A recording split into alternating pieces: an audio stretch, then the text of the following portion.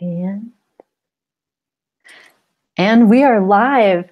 Hello, everybody. Welcome to Energy Transformation Week 2018.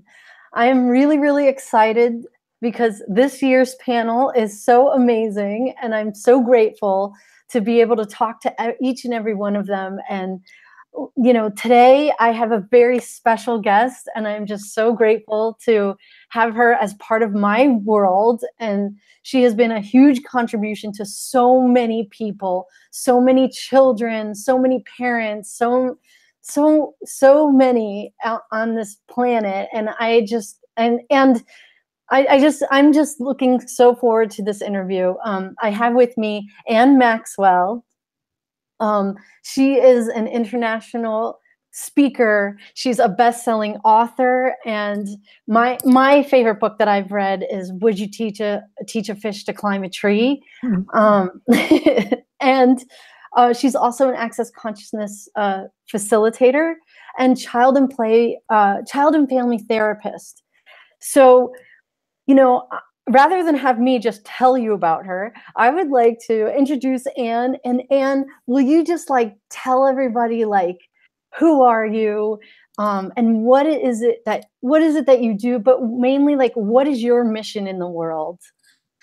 Hi, thank you for having me on, Tara. This is amazing. I'm really excited to be here. And in terms of my mission in the world, I think it's to play and have fun and have a good time. Awesome. Right? Yeah. I'm a child and family play therapist by training. I've had a clinical practice for I don't know, 25 or more years, and I'm also, as Tara said, an access consciousness facilitator. So, what I love about my life and is being able to open doors for people to like my thing in underneath my practice is Child and Family Play Therapy Center is and it's also a lot like of what Access is to empower people to know that they know. And so when I work with clients and I work with kids, parents, teachers, whomever, I let them know that I'm never going to tell them what to do or how to do it or what to think or what to feel or how to feel or anything, that I will help them get whatever it is that they would like to have. And that there's no right or wrong about whatever it is that they choose, that choice creates, and they get to choose whatever they would like to have. And I'm happy to help them along that path, along that way. It's sort of a different approach from my training, which was this is the way you do it, and if this, then that, and totally cause and effect based. And I've not found life to be cause and effect at all. There's a lot more magic in it. So I wrote another book called The Keys to the Magic, which is a play therapist handbook. And it's the handbook that I wish that I'd been given when I first started being a play therapist. But it's the magic, the keys to the magic. That's what I give people.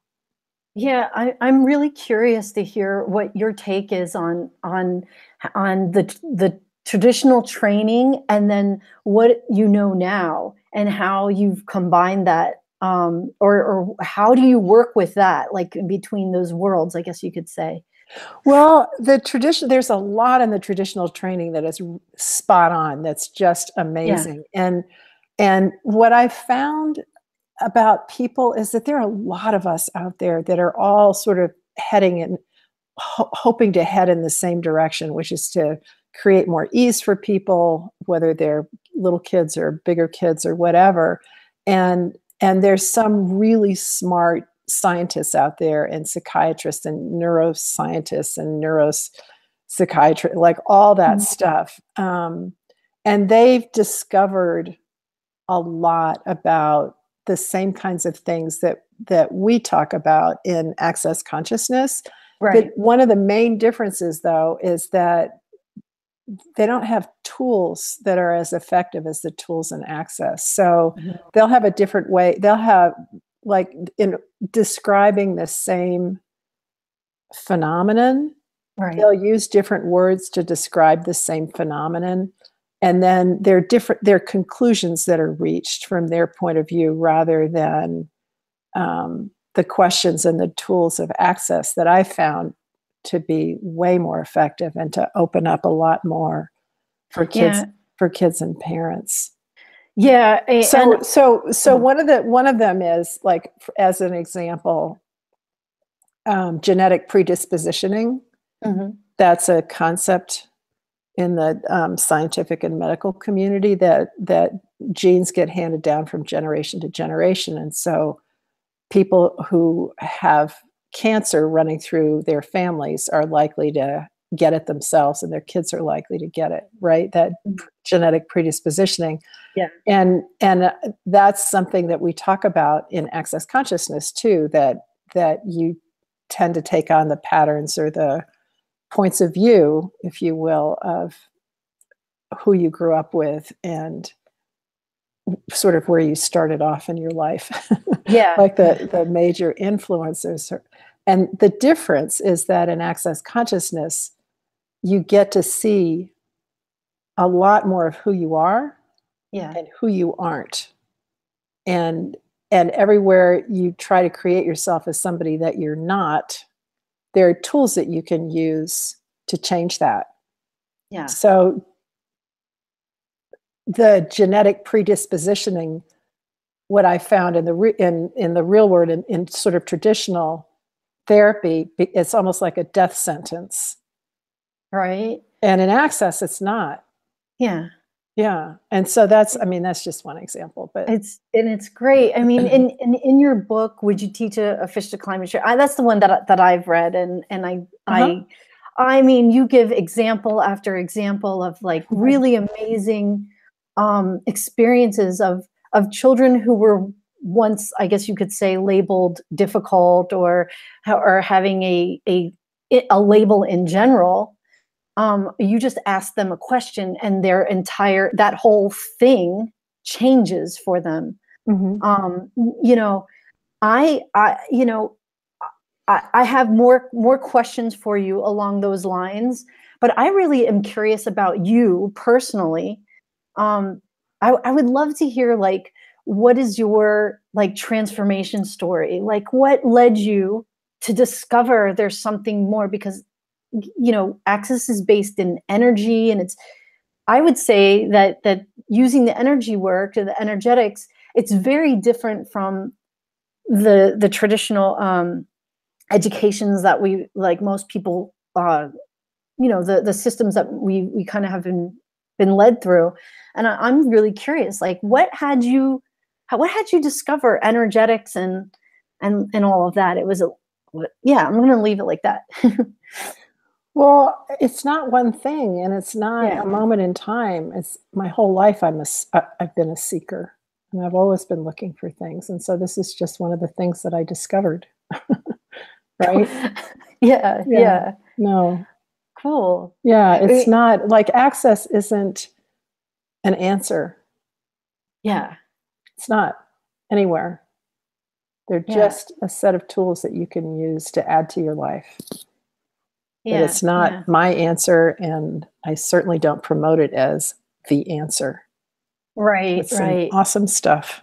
So everything has just been like an ongoing discovery then. Yep. Right? Absolutely. Okay. Yeah. And it's like, this is just something that you found along the way that adds to your whole, like, what you're creating exactly in the world. Okay. Exactly. And it's so funny because when you say it, when you say it like that, I think about people who discover the tools of Access and become facilitators and throw away their lives, like literally quit their jobs. Yeah. And then sort of open up a practice, and then they're surprised when nobody comes. Got it. And that's not what Access is about. Like, Access is about you being who you are, and you being the gift that you are in the world, and you being who you are is something that nobody else can be. Mm-hmm.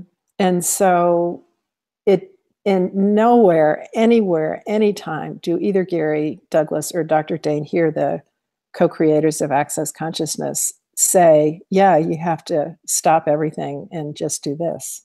It's not like that ever. Right. Yeah.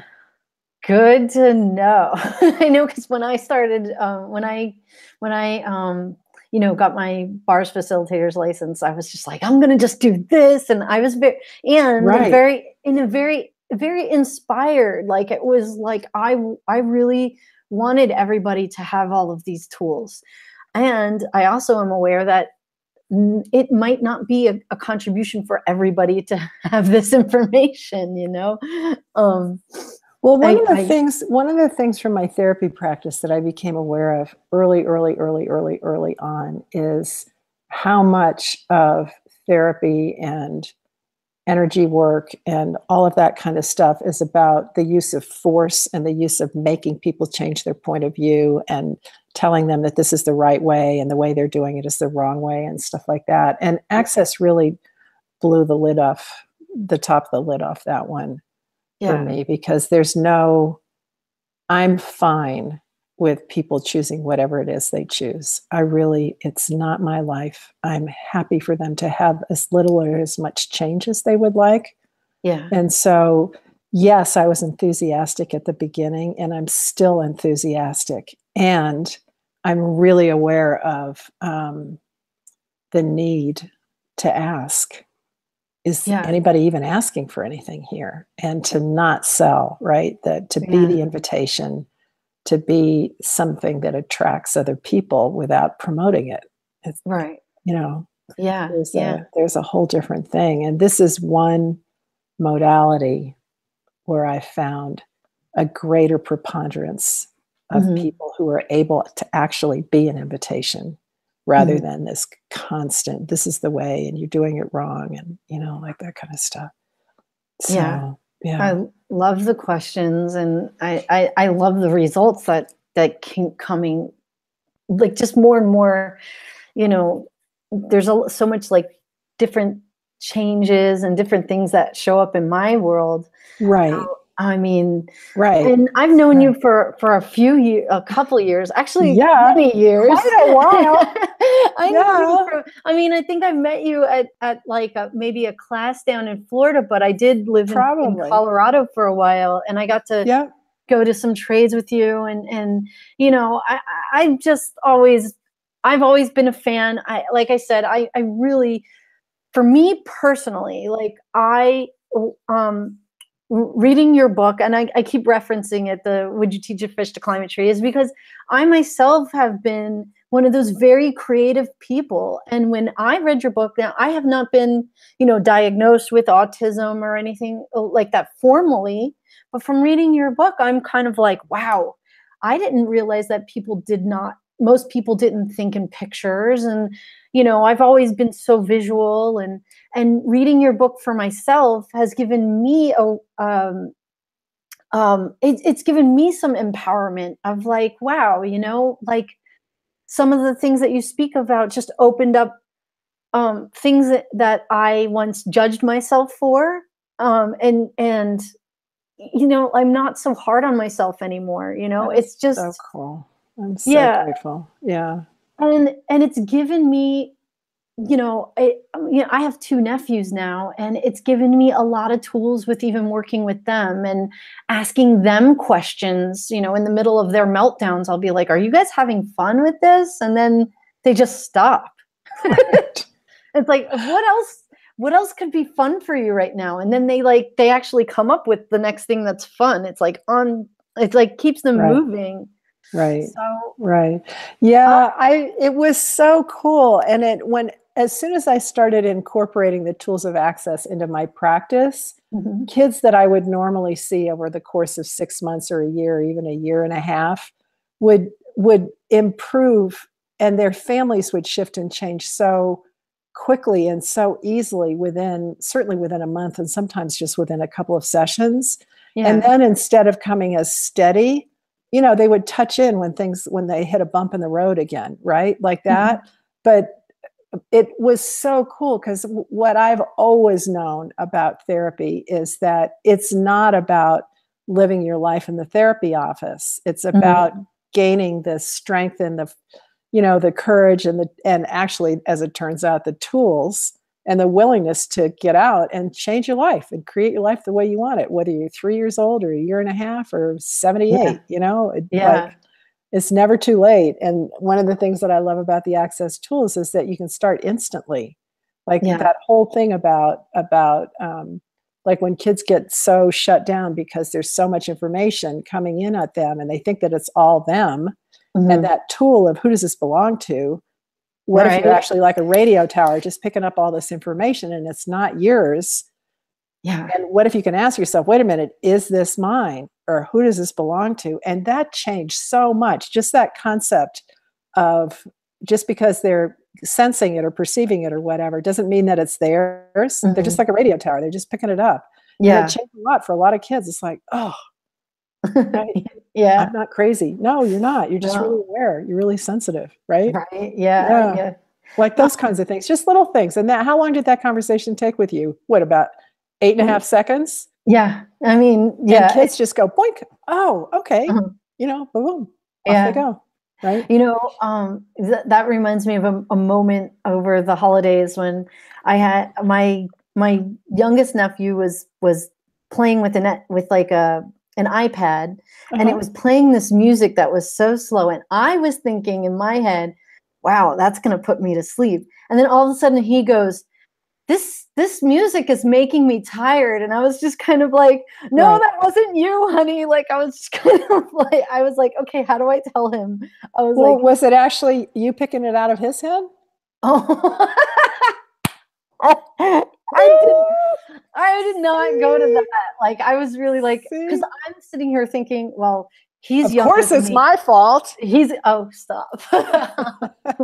Okay, yes. Stop. What everybody? Okay. No, it's like I know. If like Anne always is showing me that I'm not wrong, and even if it's like, you know, I've kind of worked with you a little bit this year, and it's like I'll get a phone. And you're amazing, everybody. She's amazing. Just saying. Oh, it's like, I'll get a phone call and I'll be like, oh my God, Anne probably is gonna like tell me something that like I didn't complete all the way, or she needs something faster. And I answer the phone and Anne's just like, I just want to let you know that I'm so grateful for you. And it's like insta tears. Like seriously, right. I feel so blessed. Like just some of those phone calls like lit up my whole day and then carries on into the whole week. Like it's something that like I just reference back to, and it's like, it's beautiful. And it's rare in like, you know, throughout my life to have someone just call me and tell me how grateful they are for me. It was just so beautiful. And I'm appreciative. You're amazing. And maybe one of these days you'll actually get how great you are. What would it take? What would it take? 2018 is going to be my year. There you go. Go for it. Well, I want to put this back to you. You digress. Yeah. Right, sorry. I'll shut up. No, I love it. I'll just, hey, if this is what this video is going to be for, then I'll take it. I'll take all the compliments you can give me. So, okay. So I do have another question. It's like, what, you know, right now you're facilitating consciousness classes, you're working with the families, and you know, you're pretty much travel the world doing this. And I'm curious of like what fuels, because there's, you know, not everybody wakes up every day and is like, I'm going to go out and change people's lives. And, you know, there's not a lot of people that do that, but it's like, what's your inspiration for like what you do every day? Just getting up and being like, I'm going to talk to people and change some lives, you know, like what is that? Like, I don't know that I get up saying I'm going to change some lives. I know, but it really is a question of just asking. One of my things is I would like to create more consciousness on the planet and more ease. And so some of the questions that I ask every morning are like, okay, who can I talk to, and where can I go, and what can I do? And it's so different from the linear, well, I'm going to do this thing and it's going to create this. Mm-hmm. It's really like one of the Access tools is really asking questions. And if you already know the answer ahead of time, it's not a question. It's a statement with a question mark at the end of it. Okay. But a question gives you the awareness of whatever it is that you're actually, it gives you the awareness of choices that you have, basically. So who can I talk to? And then all of a sudden these people will pop up in my world, or you know, either they'll call me or I'll call them, or I'll have a thought about them. And it's like, oh man, I need to. And so, like an example of that is I live near a lake, near a pond, little lake, and I walk my dog every morning except when it's 0 degrees outside. And we were walking yesterday, and one of the things that a lot of people have wanted me to do is to create a manual for a series of classes that I have done in the past called All About Your Kids. And I've stalled and stalled and stalled. And I've been asking, what can I be or do today to create something different, right? And what would people like to hear? And where can I be a contribution? And what can I be and what can I do? Like all that. And it occurred to me that I already actually have the manual, that I've done a bunch of PowerPoint presentations for lots of different people. And I actually already have the content. Really, all I have to do is pull it out and update it and rearrange it and do it in a different way. I could do that in an afternoon. You know, it's like, oh. So it's like already there. It's cool. Already there. And it's just the thing that I love about Access is when you ask a question like that, when you really are willing to be present with everything that is, with all the information like that, then you get to see things like that. Oh, it's not so hard. I don't have to actually sit down and start from ground zero. No, it's been created a million times, and really all it requires is just a rearranging and a doing. And it's like, okay, so then what? Like that's more classes? Do I do webinars?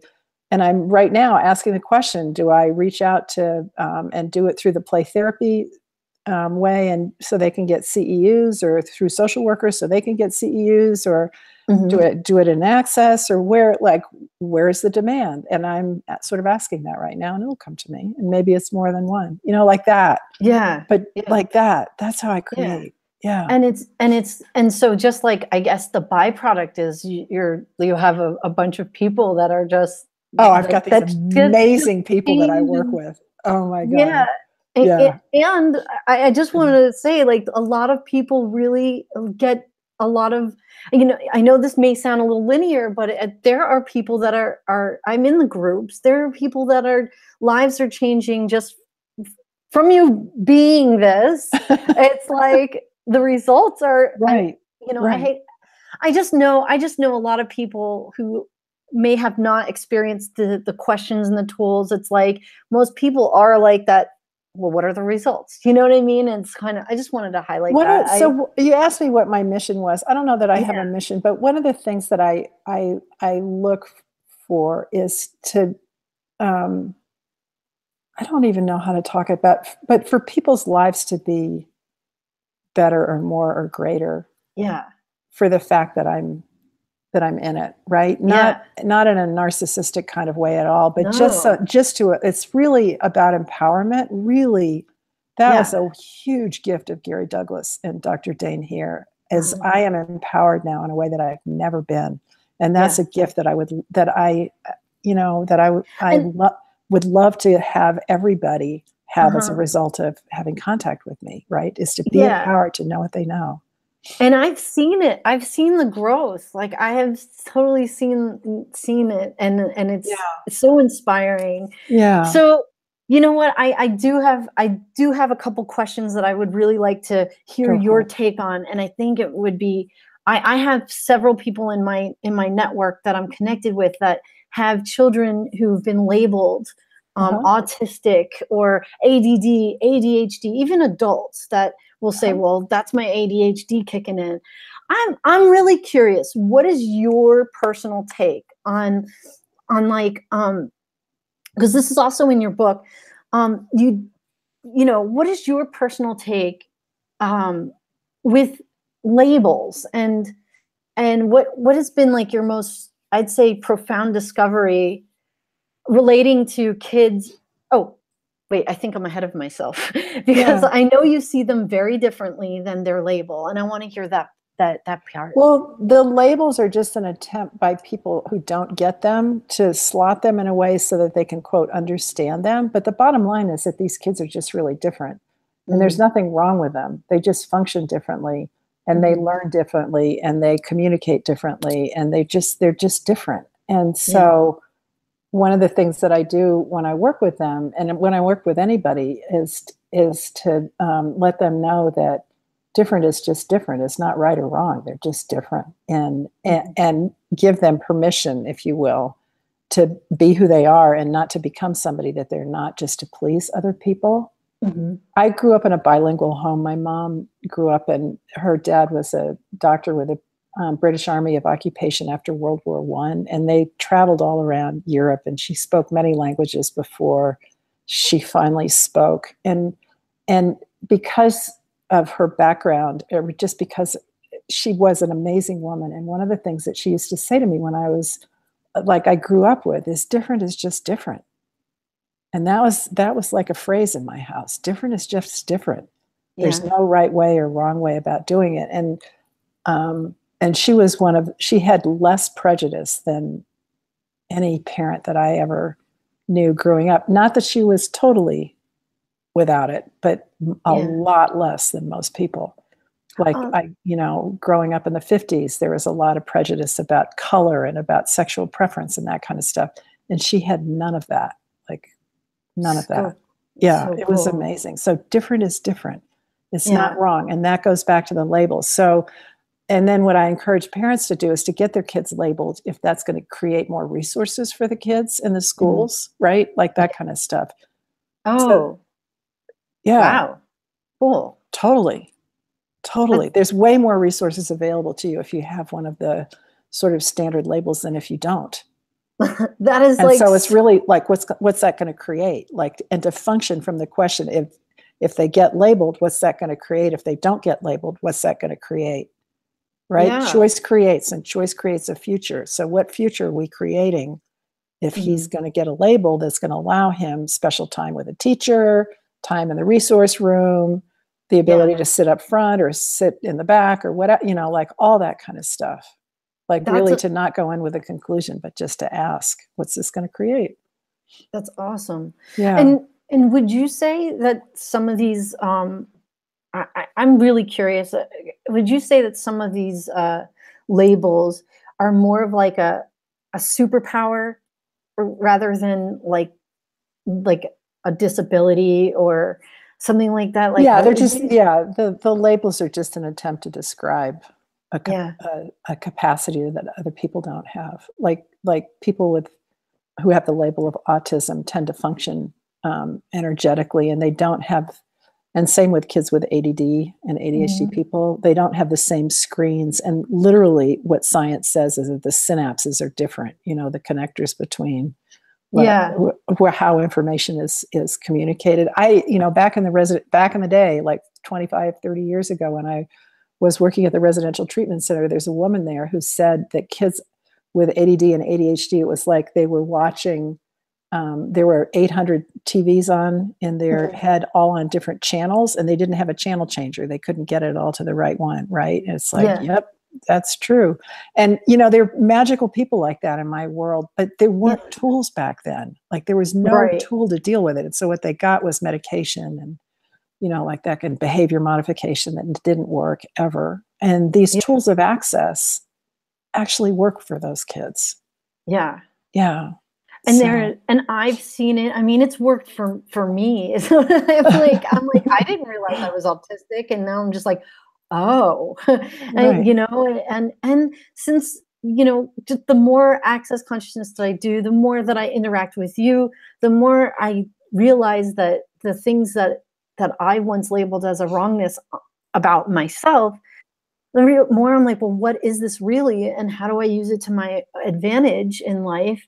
More things open up for me. And it's, I just look at what if, I just know that there's a lot of people out there that may have never ever met an Anne Maxwell before, or, you know what I say to kids sometimes? You know what? I wish that when I was your age, I knew somebody like me. I know. And they laugh. Well, how did they get so lucky? How did I get so lucky? And this is funny. And here's the thing is like, this actually leads me into like my next question, because I do want to acknowledge we're at a half an hour. Okay. And is it okay if we go over just a little bit? Yep. Do you have some time? Yep. Okay. the parents of their autistic children that I know, that I'm actually personal friends with, will always tell me, they they say to themselves, they've said it to me, I often think that my child has superpowers. And I think that, and they have the sense that there's something really talented and gifted about their child, but they're not given the information to cultivate it with what's out there. And I want to know, what would you say like if those people jumped on this replay or are watching this from out there, what would you say to those parents who have that like inkling that there's something more here? So I would say, buy this book. Would you teach a fish to climb a tree? It's a book that I wrote with Gary Douglas and Dr. Dane Here, the two co-creators of Access Consciousness. And the reason that I'm saying that and being so cute about it is because there's so many stories in there. Yeah. And so what I would say to them is, yes, your kids do have superpowers. Yes, they are different from other kids. Yes, there's nothing wrong with them. And yes, there are way, many tools and things that you can do and say and talk. This is one of my favorite. Look at the back. Isn't that cool? But anyway, so an example of a superpower that, okay, so a little guy with OCD, the obsessive compulsive disorder, which is, they're like sponges and they take everything into. And we were talking back and forth in my office, and he looked at the phone, and then he looked at me, and then he looked at the phone again, and then he looked at me, and the phone rang. That's so cool. I know. And I said, you knew it was going to ring, didn't you? And he goes, yep, like that. Right? Yeah. They can hear things. They can sense things miles out. My friend Jill, who's in the book, was talking about working with a kid, and he looked up at the sky, and she said, what's up there? And he said, an airplane. And she looked up, and there was no airplane. And a minute later, there was an airplane that came by, like that kind of stuff. And they just, their brain, their mind, it slows them down. And so one of the most frustrating things that you can say to a kid who functions that fast is, use your words, please. Oh, wow. Right? Yeah. For them, words is like freaking molasses. Yeah. They function energetically. And so you can actually, like the story that you were talking about with your nephew, what if you guys are tuned in energetically to each other, and you pick up thoughts in each other's world, and then you being you think, oh, well, it's your fault. I know. You're the one who's making him think it's slow, when in fact, probably what you're doing is just picking it right out of his head. Yeah. And then once he got that you got it, then he could actually say something. This is making me tired. Yeah. Yeah. Right? I notice stuff with that one in particular, all the time. Like he does, like, I have heard his, my sister say like he'll kind of get all upset about something, and I'm just like, oh, he's aware of something. But no, everybody's like, well, what is he trying to tell us? And my sister will say, use your words, and then he'll get even more mad. Right, exactly. And it's like, right. Oh, and so one of the things to say to kids when they do that is, look, sweetie, I used to be able to read your mind, and sometimes I need your help. Yeah. Okay. So, I'm not getting whatever it is right now. So if you want to take a break or come back later or whatever, but help me out here. Can you help me? Yeah. Can you help me get it? I want to get it. Can you help me get it? Okay. Yeah. And yeah, I know him. I know he'll love that. It's like an acknowledgement of his being. Right. Exactly. You acknowledge that he has all this stuff, that he has stuff to say, and that he's not, that the communication is like mangled. And so ask for his help. Can you help me out? Yeah. Thank you. I want to get it. I want to get it. Help me out. Yeah. Because we really do. And I know you do. It's just so cool. It's cool. I'm excited about this. So, okay, I'm just going to ask, I'm going to put a link to your book underneath where I post and you know what, Tara, it's in audio now. I did an audio recording of it, so you can listen to it anywhere in the car. I do want to say I would be holding it up, but I'm reading it on, I have it on my Kindle. So it's in my computer, so I can't really hold it up, but I'm glad that you I'm did. holding it up. Ding, ding, ding, ding, ding, ding, ding. It's a wonderful book, and I'd And like to just suggest here's where the title came from. Do you want to talk about that? Sure. So this is a quote by Albert Einstein. Everybody is a genius, but if you judge a fish by its ability to climb a tree, it will live its whole life believing that it is stupid. Right. I love that. It makes me cry. Yeah. It's wonderful. Oh, I'm so grateful. Yeah. Okay. So everyone who is watching this video, you now have an Anne Maxwell in your world. And how does it get any better than that? I'm going to have a bunch of resources throughout this series of people. And like I said, I'm going to have a link where you can purchase Anne's book. And I'm also wondering, how can people get in touch with you? I'm going to put that link underneath here. Oh, cool. I have a website that's www.annemaxwell and then lcsw.com. So there's 3 L's in a row. ANNE, Maxwell, like the coffee, and then lcsw.com. Awesome. Yeah, that's the best way. And then also, you can also get me with www.accessconsciousness.com/Anne Maxwell. Awesome. And also has an amazing group where it's a Facebook group. And if you join that, see, Tara knows. If you join that Facebook group, there's several 21-day video series that you can watch and get these really amazing tools to add to your life, and they're access consciousness tools. And then there's also a series all about using these tools with money. That I think it was 21 days to change your money. Is that what we called it? I think something like that. Yeah. Yeah. And even that is like, it's just profound. So, and you pop in and give little Facebook lives, and it's just a really dynamic group. There's like thousands of people from all over the world. Really all over the world. In places where you would just like deepest Africa and the mountains of Colombia. And it's like, oh my God. Yep. The beaches of the Middle East, like, in countries that I've read about. I know. It's Japan. Like, oh my God, all China. over. And then all over Europe and all over the US and all through Australia. Yeah. So it's an amazing group. I'm going to just put a bunch of links underneath this You are so sweet. Thank you so much. Oh yeah, I definitely want to make it easy for people to find you and to be able to have that experience of having an Anne around. So I have my last question for you, okay? And now, we've just kind of highlighted like a lot of like I don't know another word to say rather than accomplishments, but it's just even that's too small of a word.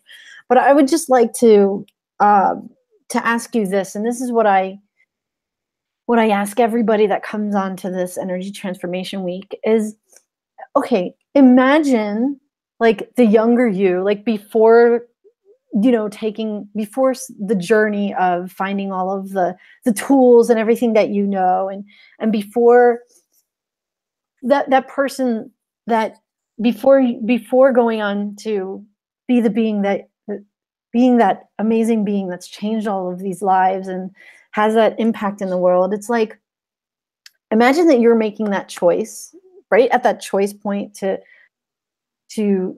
seek and to find, like, just the beginning. What would you say to encourage her as who you are today? It's not one choice. Okay. It's just a series of choices I've always chosen. Like, what early story is my mom would tell people, I've always been magic with kids, like a kid magnet. Yeah. And when I was 4, my mom used to tell the story of twin babies that were screaming and nobody could comfort them. And my mom said, why don't you put them in Anne's lap? And so as a 4-year-old, I sat on the ground with twins in my arms and they stopped crying like that. It's always been like that. And so there's not like one choice. It's a multitude of choices. And the choices that I've made have always been in this direction. That's all. Cool. Does that make sense? Yeah. Yeah. Is it? Yeah. It does make sense to me. And for what I've taken in. So what you do is you follow what you love. And to keep going. And you keep going, you never stop. And even if it seems like there are too many roadblocks or there's too much stuff, like you just like push the barriers down, whatever it is that's keeping you from that, like literally physically just push them down and keep moving. And like right on the other side, more magic opens up. It's just amazing. You just never stop. Yep. I just got goose. That's beautiful. That's totally what I got from what you were saying. And it's just like, wow, just keep choosing and keep choosing, you know, no matter what it looks like, if you keep moving forward and following your joy. And well, it's you trust what you know. Yeah. And those roadblocks come up because you've got doubt or there's something that's sticking you that you're not clear of or you're not willing to let go of. Mm-hmm. But when you get clear, and pushing down the barriers is a really good way to at least start with that. Yeah. Yeah. Oh, well, thank you. Go ahead. Gary Douglas says that life is like quicksand. And if you stop moving, you sink. Exactly. So just keep moving. Just keep moving. Just keep swimming. Keep going. So, Anne, I just want to thank you so much for giving me your time today and for this interview and you know, just for me personally, just for everything. And you know, this has been really awesome. I'm really grateful that you were the first person on Energy Transformation Week. Thank you. I'm so honored. This is awesome. Thank you for inviting me. I'm so grateful for you. And everybody, she's amazing. Don't let her fool you. Don't let her tell you anything different. That's my wedgie for the day. There you go. Mm-hmm. All right. Well, and with that, guys, tune in tomorrow. We're going to be I'm going to be speaking with Lauren Polly. Who's amazing. Who is just awesome. Hang on, let me just make sure I have that correct because I don't want to. No, I'm going to be speaking with Megan Salido, who is just another amazing being, cool. I can't wait for that. And you know, with that, I'm going to declare day 1 is complete. Thank you so much again, Anne, and I appreciate everything. Enjoy. Thanks, Tara. All right, thank you. Take care. Bye, guys. Bye.